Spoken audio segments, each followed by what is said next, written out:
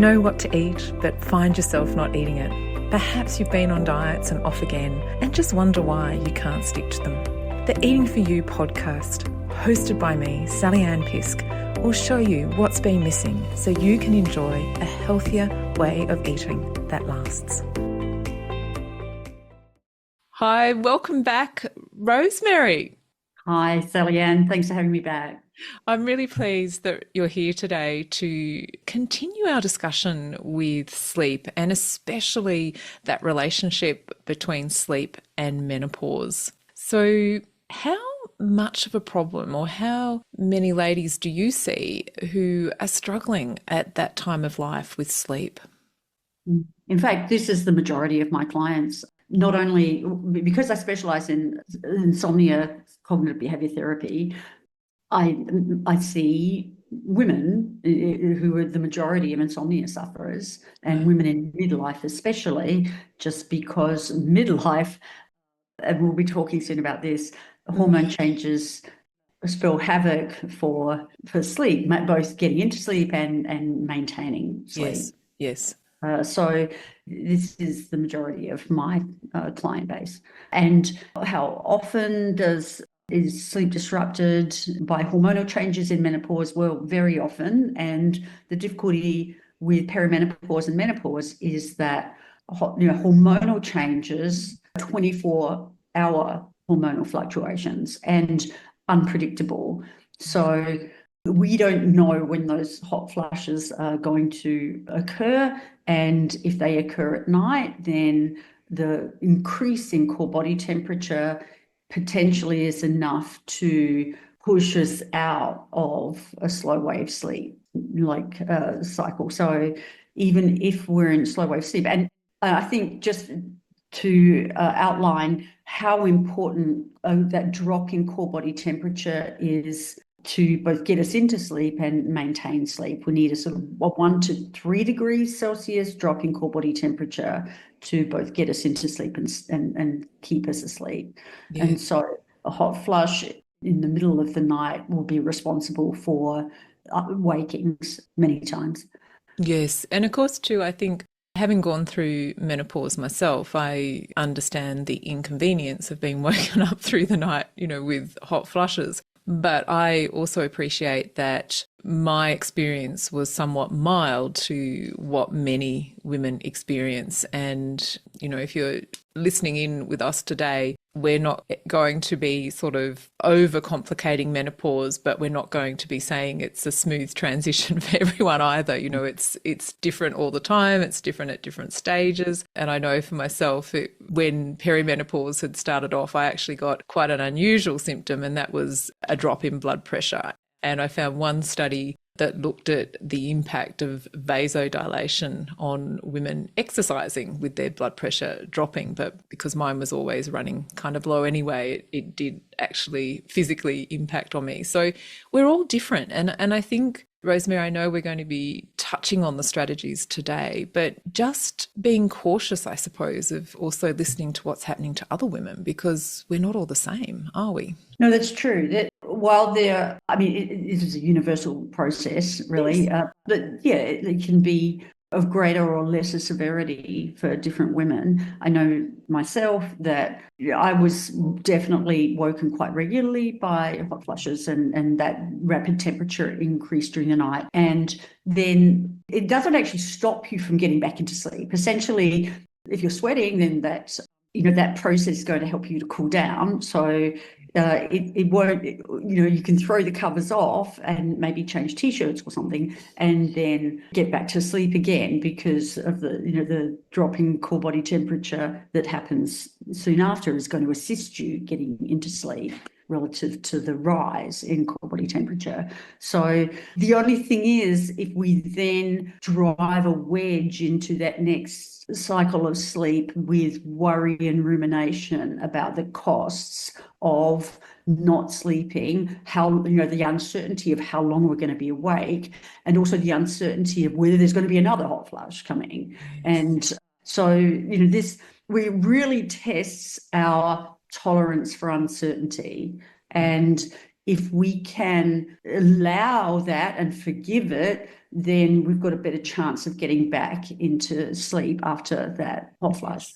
Yes, and I think that's a really important point because I remember my GP sort of checking in with me around, I think it was 51, 52, how it was all going. And I said, oh, I'm really practicing my mindfulness skills, and most importantly, just trying to stay curious because I was obviously keen on understanding some of the links between the choices I was making through the day, whether it was with my food, whether it was how I was managing my stress levels, and how that was impacting on my symptoms as well. So I'm probably a little bit odd and not typical that I kind of use myself as a bit of a research guinea pig saying, well, let's see what this happens. If I do this, what's going to happen? But you're quite right. We can get stressed when we're seeing that pattern of sleep being interrupted. And we did touch on it last week about that rumination happening when we get woken up. So being able to live with that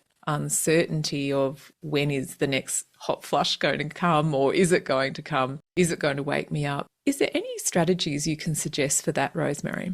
I think a few things just in terms of looking after your exercise, the benefits to mental health that come with exercise, some level of it, not going overboard and becoming obsessive about it, but some level of exercise has been found to assist sleep, right? And as long as there isn't a heightened expectation of sleep from having that exercise, right? So again, expectation comes into this.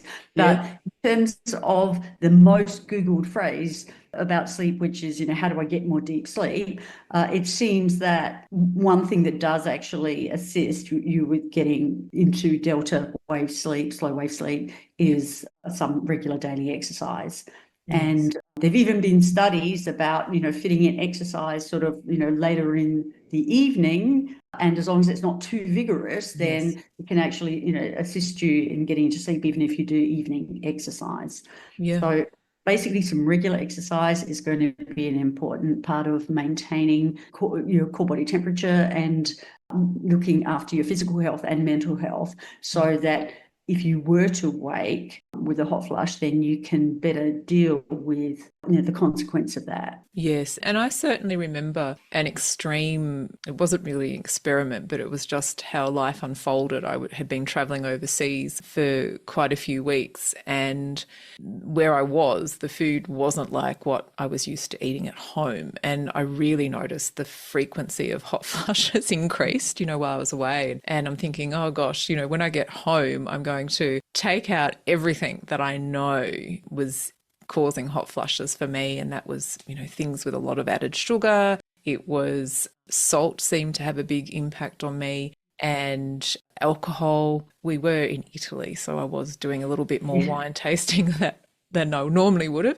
And really just getting back into what I call whole food eating, and eating 3 times a day, finishing my meals, well before 7 at night. And I would say within 2 weeks, it had come back, into what I would call, my baseline for that period of time going through the transition. So how we eat and what we choose to eat and the time of day we eat does certainly have an impact. And of course, we touched on this a little bit last week as well about, wanting the body to wind down at the end of the day. It doesn't want to be digesting food, after 8 o'clock at night. It's not really designed for that. So there are some things we can do from the food point of view as well. And I think with the exercise one as well, it was really interesting. And I just base it on my own experience. A colleague of mine, Angela Mills, who sometimes is a guest on the podcast, and our client base, we just sort of realised too that sometimes during this transition we feel like doing something vigorous in terms of exercise, but then other times we might feel like doing something more like Tai Chi or stretching or yoga. We just kind of feel kind of more that yin, I suppose, more that internal balance rather than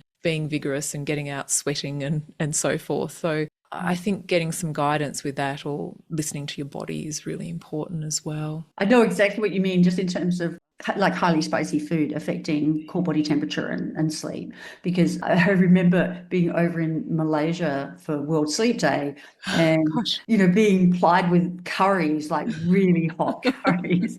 And I could see how much it was affecting my core body temperature and hot flushes and subsequently sleep.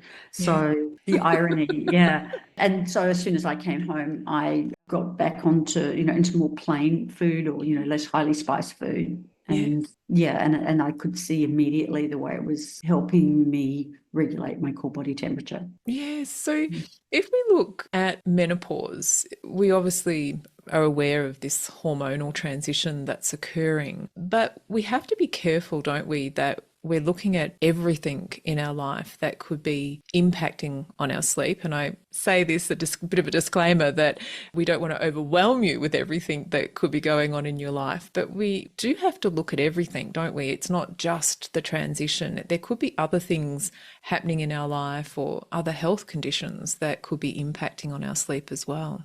I'm glad you raised it because one of the most important ones to investigate is any breathing disorders of sleep, which happen quite naturally as we get older and our tissues age, right? So obstructive sleep apnea is the best known breathing disorder of sleep. There's really a three-pronged issue for women as we reach midlife in terms of sleep. And that is that one, insomnia is more likely. Two, breathing disorders of sleep are more likely. So, specifically, obstructive sleep apnea. And even a slim woman will still have that loss of collagen and loss of elasticity in the tissues so that there can be partial airway closure. Now, a lot of women come under the radar because they're not the obvious sufferer of obstructive sleep apnea. A slim woman who is complaining of feeling tired and unrefreshed, it may also have insomnia. And so the GP may go straight to, well, let's help you with something that might, well, they're less likely now, but let's help you, let's help out with maybe prescription sleep medication.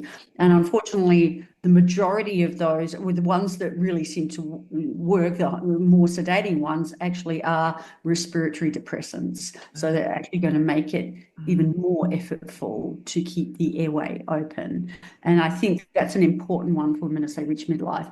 So the next issue is undiagnosed and untreated obstructive sleep apnea goes to the third issue, which is increasing weight gain. Now, increasing weight gain, and with increasing weight gain, then beyond a certain point or threshold, there are inflammatory processes that happen at a cellular level that create the conditions for more weight gain and then more risk of breathing disorders of sleep just because there's more flesh. The difficulty with undiagnosed and untreated obstructive sleep apnea is if there is weight gain, then the person may not be aware of that obstruction. And unless there's a partner saying that there's snoring going on and the partner can hear the obstructed airway, then maybe it remains undiagnosed and untreated.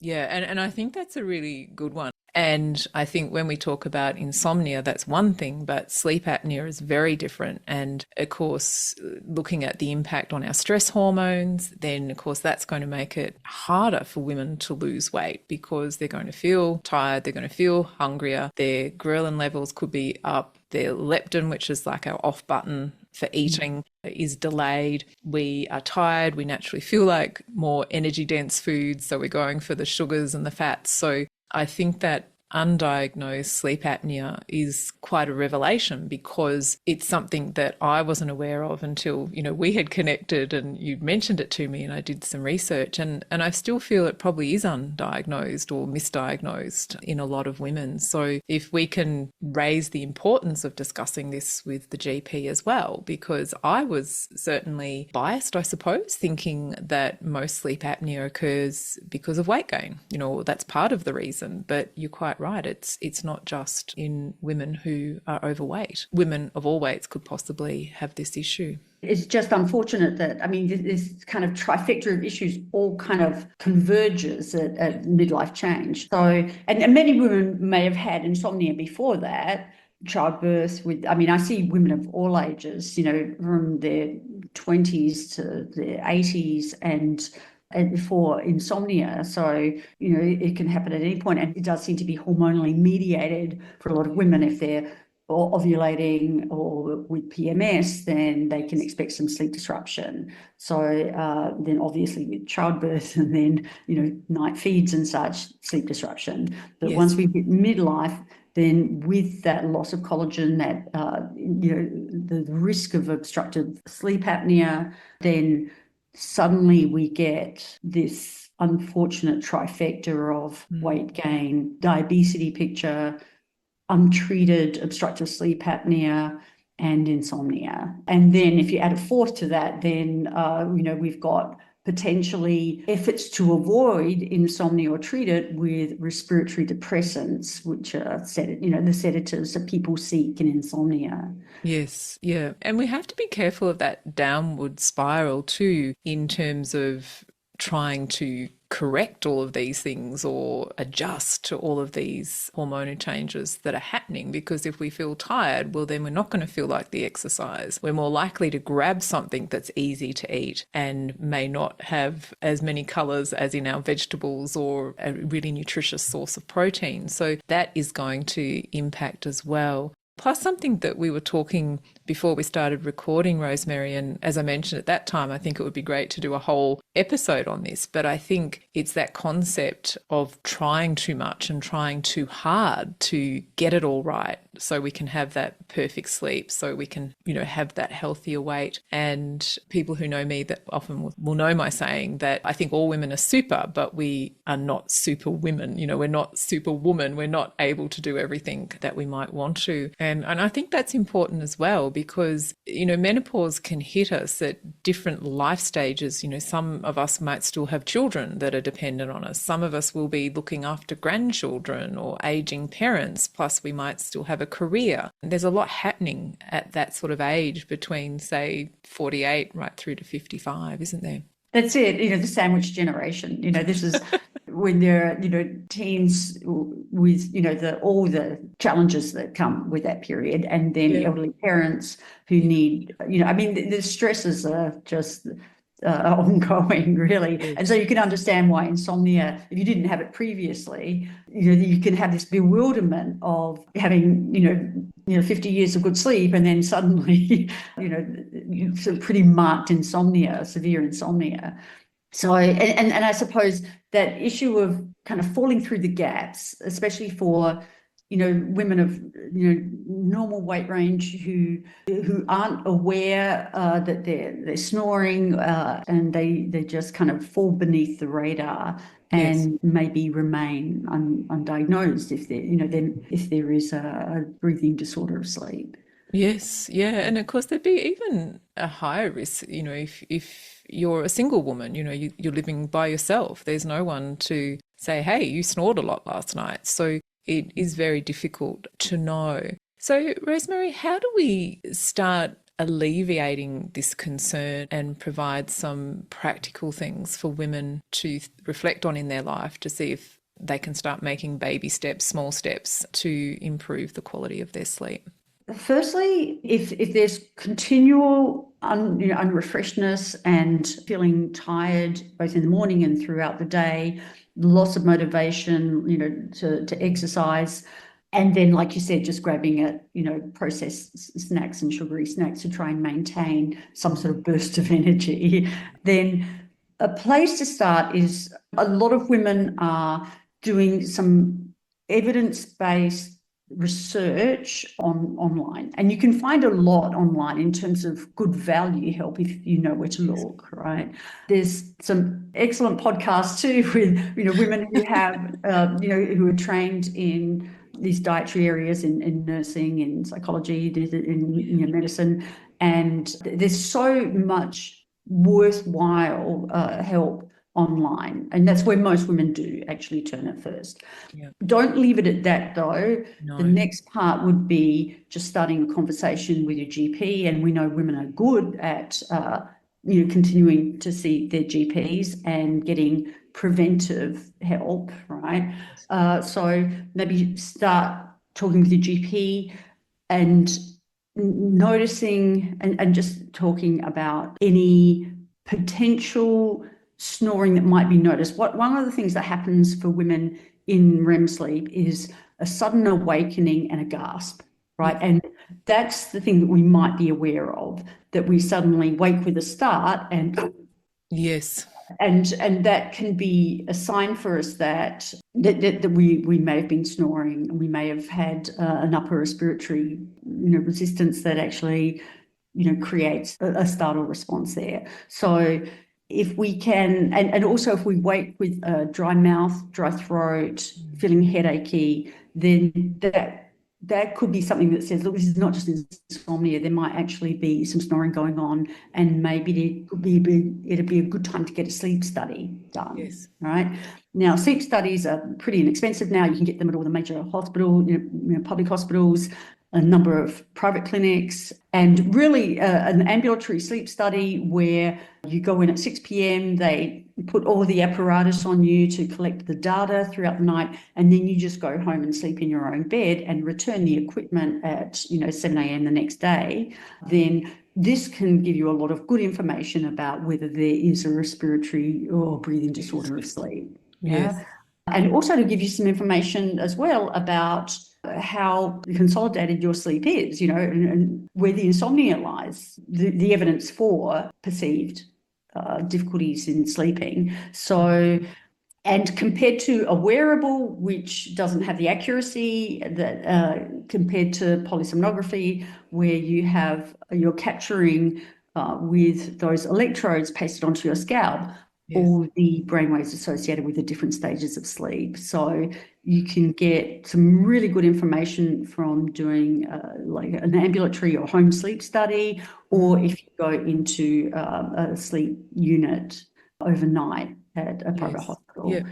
That reminds me, I did chat to some of my clients over the week and said, oh, do you have any questions about sleep? And the main one was of interest was how accurate the wearables were in terms of the watch, tracking your sleep. And, the comment was, oh, I feel like I'm laying awake for hours, but, my watch shows me I've only been awake for 15 minutes or something like that. Are our wearables able to tell us at that level? I suppose they're all a little bit different, but I imagine their technology is similar. The technologies are improving over time, but essentially, unless there are electrodes pasted onto the scalp, as there are with polysomnography, you don't pick up those brain waves associated with the different stages of sleep. So there generally is a triangulation between core body temperature, pulse, and gross motor movement, like an actigraphy. And so some of them have an auditory component. So it may be that it's just on the bedside table, but it's picking up snoring, and that would Yes. be diagnosing. But as you can imagine, that's the main thing it's looking for. But I'm very interested if someone's wearing a wearable and whether they agree with it all the time, right? So I'm kind of more interested in their perception of its accuracy or their Yes. agreement with what Yes. is No, being shown on the graph. that's a good point because I often think with sleep, it's how you wake. For me, it's how you wake up in the morning. Do I feel refreshed? Do I feel like staying in bed, crawling out of bed, or jumping out of bed? I don't tend to jump out of bed as much anymore, but I'm more excited for the day ahead, put it that way, if I've had a good night's sleep. So I think you're quite right. We can sort of reflect on the information we've been given and think about, well, does this really reflect how well refreshed I feel in the morning? Just one thing before I forget that you mentioned, and that was the idea of, getting information online. I suppose one of the downsides I see with the women that I'm talking with, is there can be conflicting information. It can be overwhelming because they can look at it and say, well, yeah, I'm not exercising as much as I should, and I'm having 5 coffees a day, and I'm grabbing the chocolate bar in the afternoon. And, so that's, I suppose, for me, the concern that I have. And then, of course, the promotion of, say, keto keto or, paleo or some sort of more extreme restrictive sort of dietary approach. Certainly places like the Jean Hales website, certainly your website and my website and other qualified healthcare practitioners, I think, are a great place for women to seek information. But it can be the overwhelm. And if women have spent a lot of time researching, I find that it can actually delay them taking action too. So it just depends. But I think, yeah, just building that trust to say, well, look, I am tired and you could be eating well. And so we know it's not like iron deficiency or something like that. So as you said, talking to your GP and perhaps looking at the sleep study, I think that's probably the most non-biased and most accurate way, isn't it, of actually understanding, is sleep the reason why I'm feeling the way that I am? Excellent. Yes. Look, can I just add to this too, that if you can start with reputable sites from well-known institutions like, Mayo Clinic, for instance, Yes. Yep. or, some really good slideshows that are just, I mean, I often direct my clients to the, tiredness causes slideshows that Mayo Clinic has, right? Yes. Because they're excellent.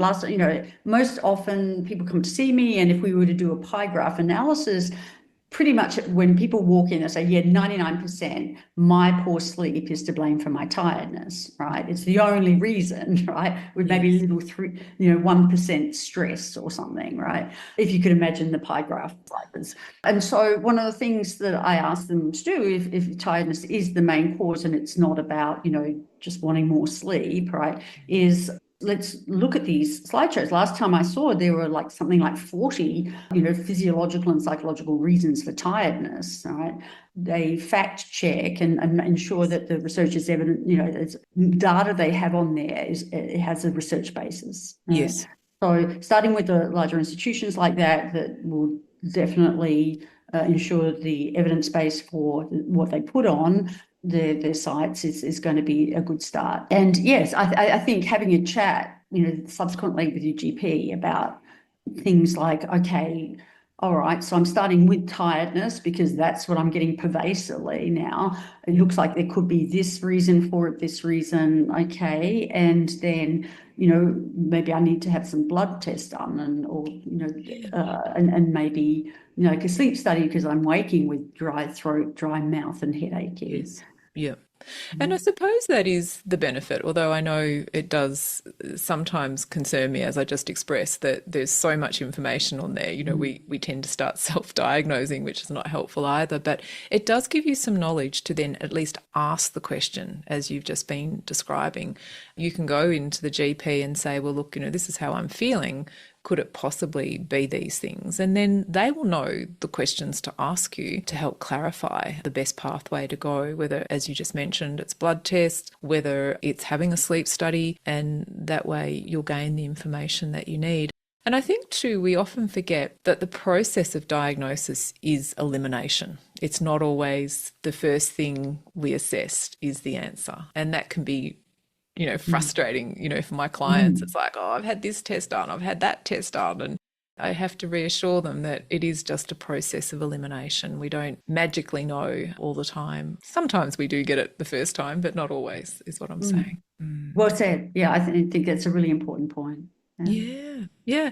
So, Rosemary, is there anything else you would like to share about this transition time, menopause, and sleep?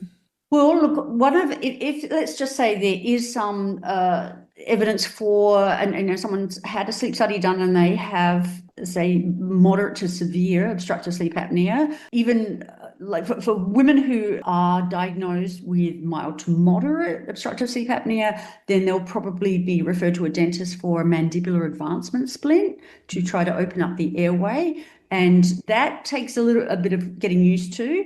But the thing that is going to take a bit more getting used to is CPAP or continuous positive airway pressure devices. And what those are designed to do is deliver a continuous positive flow of air into your airway to prop it open and prevent obstruction during the night. So as you can imagine, it's a little bit confronting at first if you've been diagnosed with moderate to severe obstructive sleep apnea. And suddenly you're looking at this thing that seems to be, blasting a great deal of, air pressure at you, and it feels a little bit like sipping from a fire hose at first. So this can be quite intimidating, quite daunting, and daunting enough that because I use CPAP, and I've actually written a blog on my site, Let Sleep Happen, to describe how daunting it is when you first experience that positive airway pressure. But I suppose the tip that I can suggest is that don't underestimate your capacity to habituate to something that seems daunting at first, right? Yes. I think most of us humans, if we've got a diagnosis of co-occurring insomnia plus obstructive sleep apnea that is called COMISA, or comorbid obstructive sleep apnea and insomnia, when we get a diagnosis like that and we try CPAP for the first time, we're thinking, no, I can't, and that word can't is really prominent here for men and women, but it's hard for women if they've got insomnia at the same time. And they've got a lot of stress in their lives.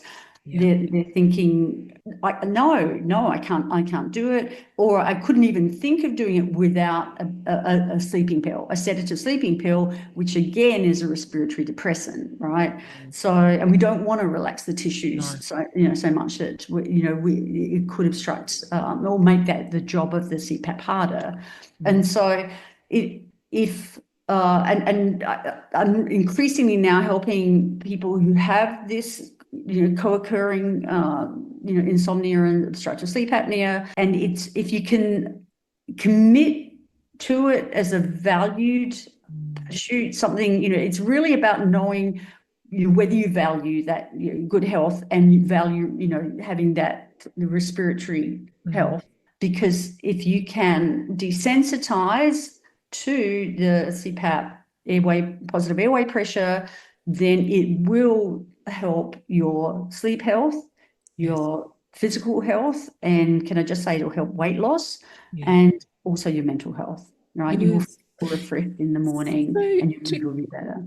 Yeah. So, Rosemary, to get some idea of the adjustment, and again, we're all different and our sleep circumstances are different as well, but what would be fair to say in terms of how long it could take to not only adjust to wearing the CPAP equipment, but to start feeling those benefits that you just outlined that would be a motivator to actually push through this difficult sort of adjustment period to the equipment?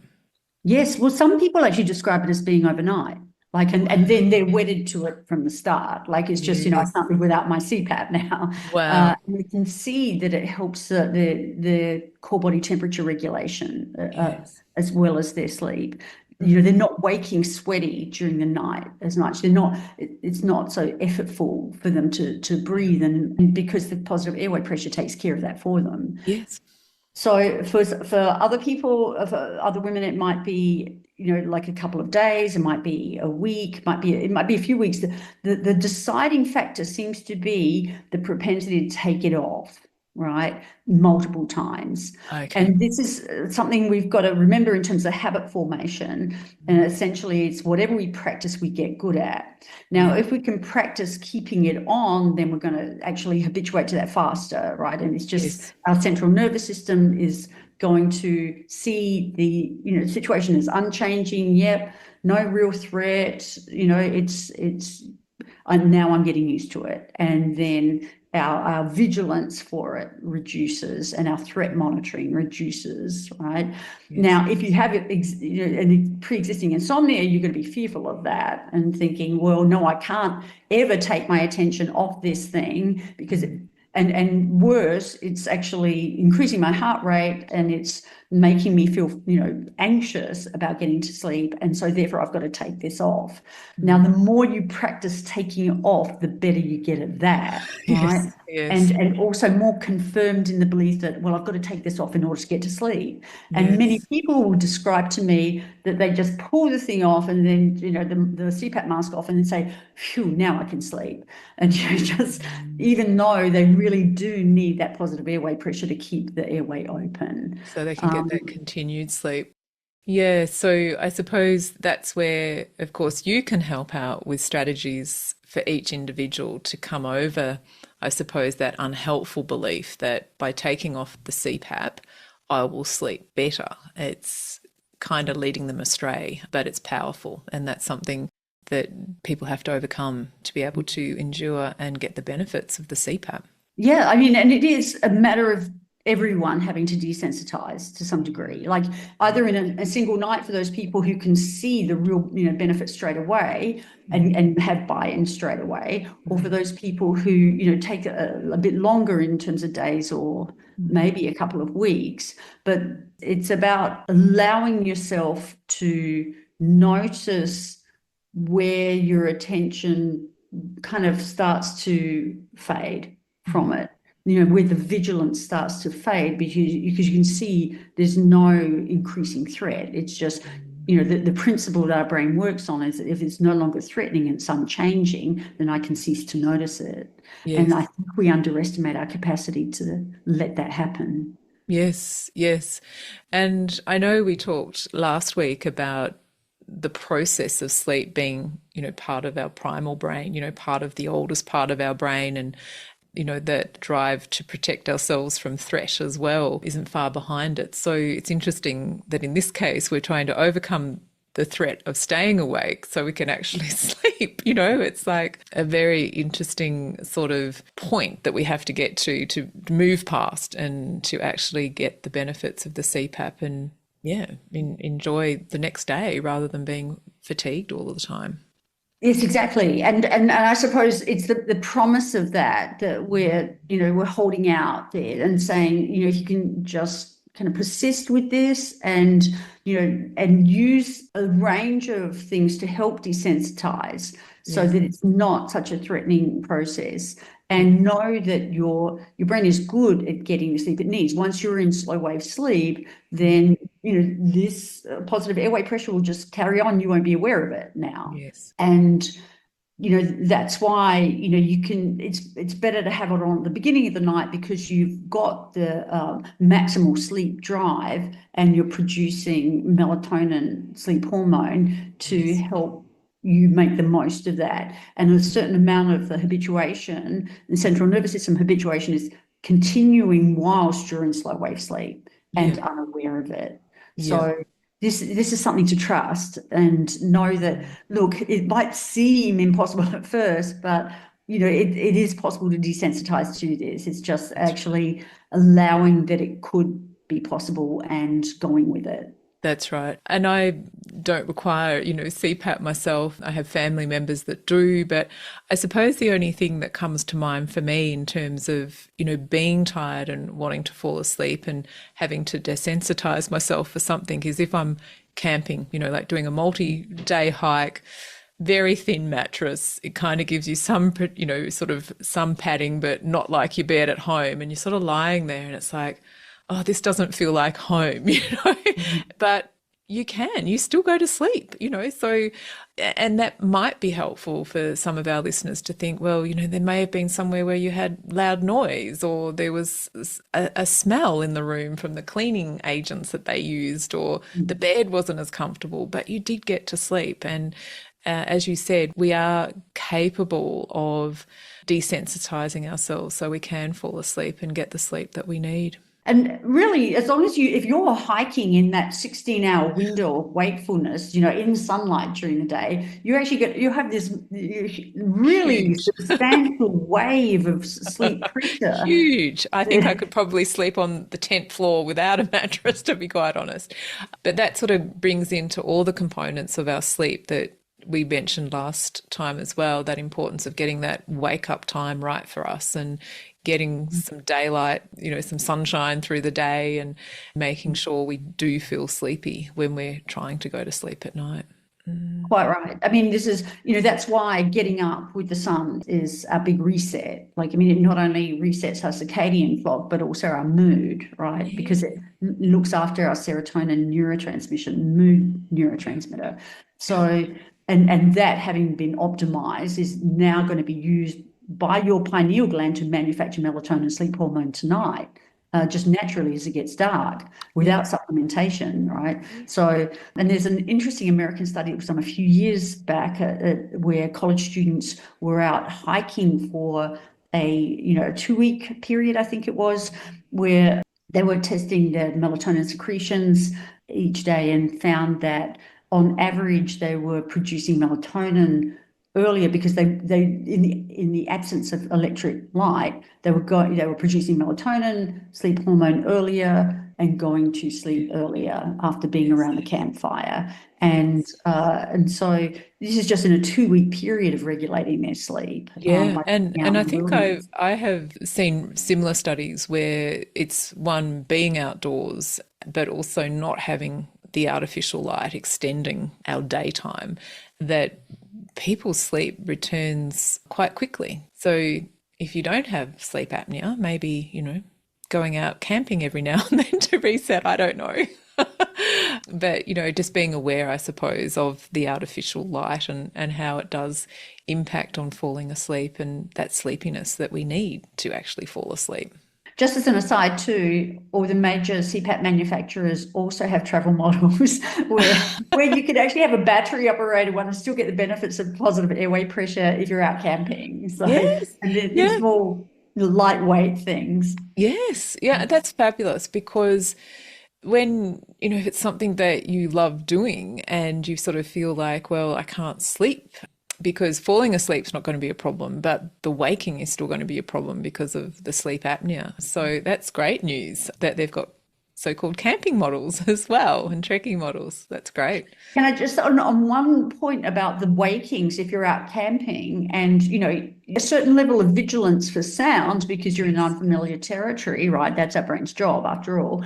The noise sensitivity and the awareness and not only that, the evaluation of sounds can happen during stage 1 and 2 sleep, which is 60% of our night's sleep, as well as dream sleep, which is another 20 to 25% of our night's sleep. So altogether, it's about 80 to 85% of our night's sleep where you can hear for sounds in the bush around you, and you'll be able to evaluate them as threatening or not. Yes. Now, this is the interesting part, right? And where our misinterpretation of normal sleep features comes in, that we're most likely to interpret that as being awake, right? Sure, if I could hear these, all these bush sounds or animal sounds during the night, then I must have been awake, right? So it felt like I was awake for, most of the night. So, and the only place that you're not going to be able to pick up those sounds is going to be in slow wave sleep or deep sleep, which is essentially an absence, right? And so you can see how we would then interpret hearing sounds during the night as threatening and as taking away our sleep, when in fact we're actually in stage 1 and 2 sleep and REM sleep. Yes, yes, yes. No, that makes total sense because I find that too, especially if it's a noise that you're not familiar with and you're not at home and you kind of think, oh no, that's just a car or, like there's some process going on, but you're not actually awake, if that makes sense. I hope Mm-hmm. I'm describing it correctly, but that's what I find. Whereas other times you are awake, you're kind of starting to Yeah. move, your eyes are open and you're sort of looking around. But you're right, there's a subtlety there that perhaps we remember that car noise, but we weren't Mm. actually necessarily awake or fully Yes, well, awake. in insomnia, because we're threatened by it, we'll rehearse that in Mm, our memory and then repeat it to ourselves the next day as being threatening. And mm, so this is the interesting part. If we can allow those sounds and allow also that it's not hurting our sleep, right? mm. Then we will cease to notice this after a Yes, period, right? yes. And it's kind of like tinnitus treatment, which is it's not.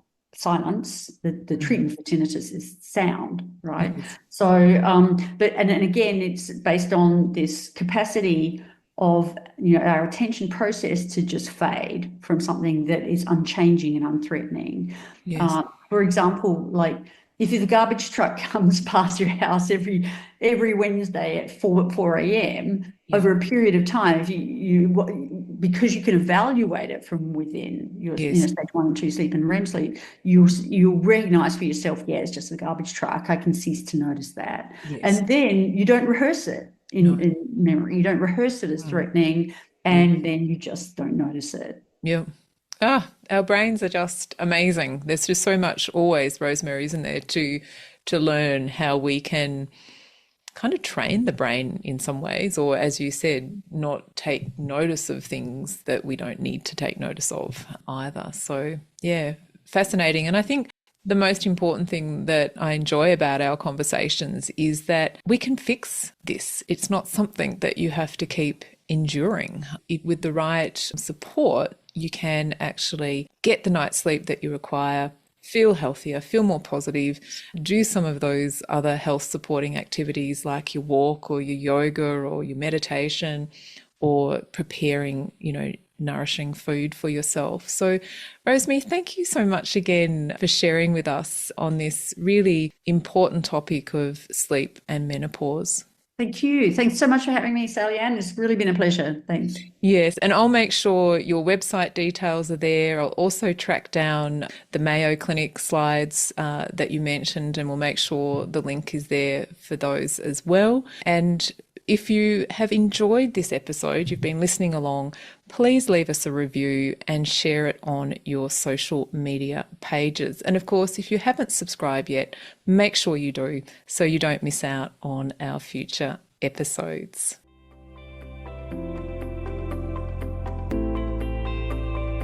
You have been listening to the Eating For You podcast with Sally-Ann Pisk. If you're wanting to take weight off your mind for good without a diet, then view our free and on-demand training. The link to register is with this episode's notes.